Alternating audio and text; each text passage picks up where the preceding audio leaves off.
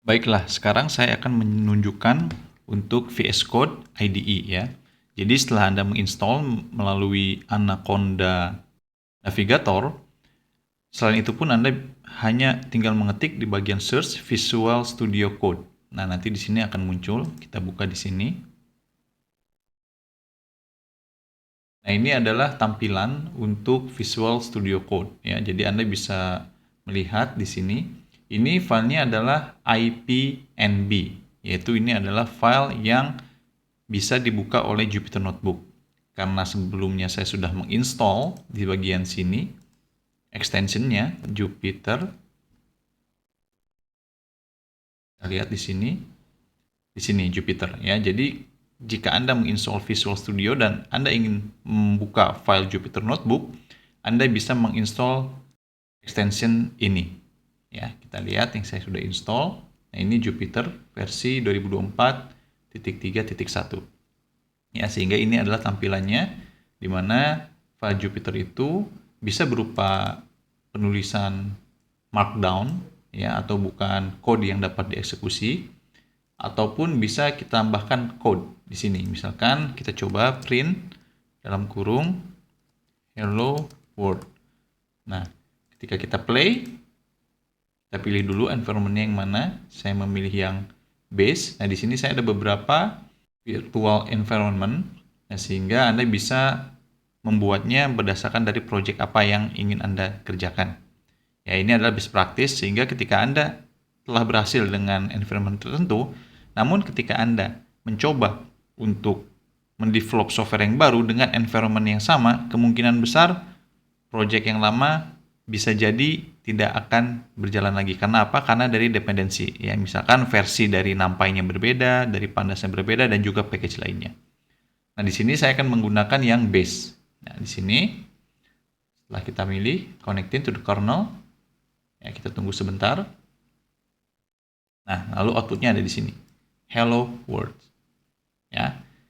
By default sebetulnya untuk VS Code ini Anda pun bisa membuat file dengan nama py ya, .py. Misalkan saya open folder di sini. Kita contoh code misalkan ya. Select folder. Nah, Anda bisa klik new file. Ya, ini ada Python file. Ya, ini masih untitled, bisa Anda save, Ctrl S. Lalu nama filenya misalkan latihan awal. Lalu Anda coba tulis yang sama, print hello world. Lalu di sini ada tanda play, kita run filenya, jalankan, sehingga outputnya bisa Anda lihat di terminal sini. Ya, nah itulah kelebihan dari VS Code. Anda bisa menjalankan file .py, di mana ini adalah ekstensi bawaan dari Python, ataupun tadi yang file Jupyter Notebook. Kira-kira seperti itu untuk Visual Studio Code. Selanjutnya, kita akan mencoba melihat seperti apa tampilan Jupyter Notebook. Oke, ini saya close dulu ya. Nah, di sini pun Anda bisa menjalankan Anaconda Navigator. Di bagian atas, di sini nih, kita klik Anaconda Navigator. Nanti akan muncul IDE apa yang ingin Anda gunakan untuk project ini. Ya, nanti kita lihat dulu, tunggu sebentar. Ini proses loading Anaconda Navigator. Ini adalah tampilan Anaconda Navigator. Ya, nah di sini saya akan mencoba melaunch Jupyter. Ya, klik di sini launch. Nah, sehingga di sini Anda bisa terbuka di localhost port 888. Nah, itu adalah salah satu cara ketika Anda ingin membuka Jupyter Notebook dengan menggunakan Anaconda Navigator. Nah, namun jika Anda menggunakan metode ini, by default, nanti di sini Anda akan masuk ke path directory instalasi Anaconda-nya.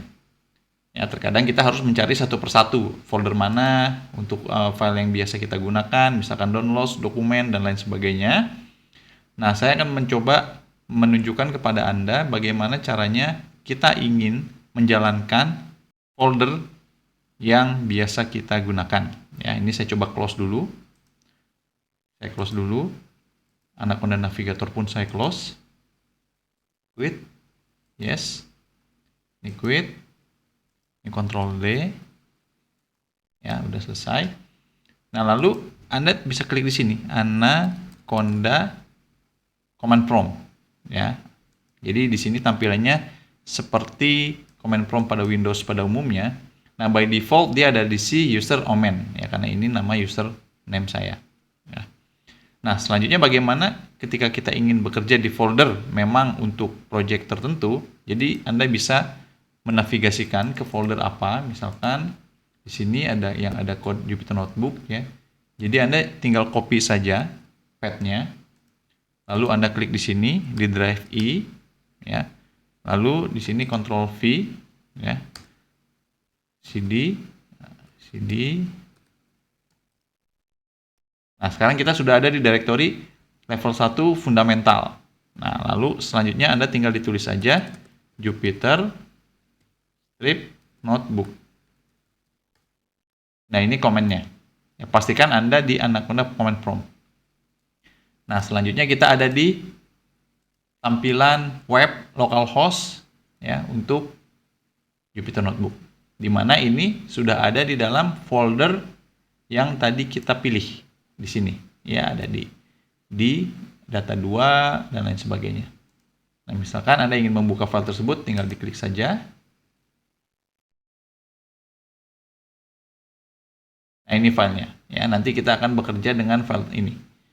Ya, sehingga Anda bisa membaca juga dan untuk mengeksekusi kodenya di sini. Kira-kira seperti itu gambaran mengenai Jupyter Notebook. Ya, di mana di tutorial selanjutnya ketika kita hands-on, saya akan menggunakan Jupyter Notebook. Nah, lalu selanjutnya yang saya jelaskan pada bagian sebelumnya, nah di sini Anda bisa menggunakan Google Colab. Ya, jadi kita cek Colab, ya. Colab, Google Colab. Nah, di sini Google Colab. Nah, ini akan nge-link dengan akun Google Anda. Nah, ini contoh saya menggunakan akun saya sendiri, ya. Misalkan saya ingin mencoba membuat notebook yang baru. Jika Anda baru pertama kali register, sehingga Anda akan tertampil pada Welcome to Colab. Ya. Nah, seperti yang saya jelaskan sebelumnya bahwa ini terkoneksi dengan Google Cloud. Nah, di sini ada connect. Jadi sebelum Anda melakukan menulis code atau menulis notes, ya, Anda perlu mengconnect dulu dengan runtime-nya. Ya, Anda bisa klik di sini, lalu Anda bisa memilih runtime yang kira-kira cocok untuk Anda. Nah, di sini ada CPU, hardware accelerator-nya, dan juga ada T4 GPU dan juga ada TPU. Nah, di sini jika Anda menggunakan GPU, nanti akan kita gunakan fasilitas ini ketika kita masuk kepada materi deep learning, ya, karena itu akan mempercepat proses komputasi. Pada saat ini kita hanya memerlukan CPU saja, ya, di mana kita tidak perlu membutuhkan computing power yang cepat. Ya, ini saya pilih save di sini. Nah, lalu tinggal klik connect. Ya, di sini kita akan terkoneksi dengan runtime yang dimiliki oleh Google.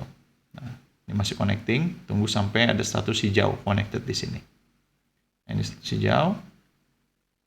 Nah, sudah connected. Lalu sekarang Anda bisa menggunakan Google Colab ini seperti apa yang Anda lakukan di Jupyter Notebook. Ya, jadi misalkan yang paling sederhana, ya, print hello world. Lalu kita play di sini. Nah, muncullah output seperti ini.